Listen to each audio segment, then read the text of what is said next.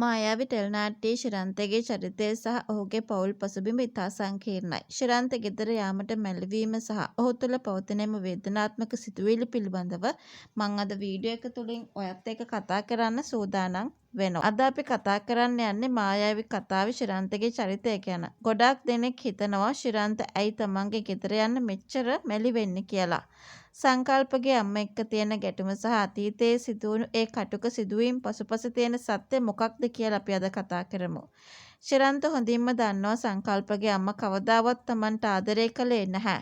ඕන් අතර තියෙන්නේ කවදාවත් නොගැලපෙන තැනක්. ඒ වගේම සංකල්පගේ අම්මා ආදරය කරපු කෙනා රට ගියාට පස්සේ යට වෙච්ච අනතුරත් එක්ක එකෙන් ප්‍රයෝජන අරගෙන එයාගේ අම්මයි තාත්තා එකතු වෙලා Tamanට එයාව බන්දලා දුන්නා. ඇත්තටම ගෙදර අය මේ විවාහය කරලා දුන්නට පස්සේ ඇත්තටම ලොකු සතුටක් තිබුණේ නැහැ. මේ දෙන්නම ගොඩාක් දෙපැත්තට වෙලා දුක් විඳ එකයි කළේ.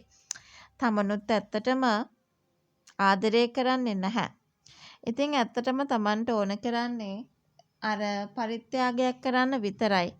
ඒ කියන්නේ ශිරන්තට තේරෙනවා Taman ගෙදර ගියොත් නැවත වතාවක් ඒ ගොල්ලන්ට එකතු වෙන්න ලැබෙන්නේ නැහැ.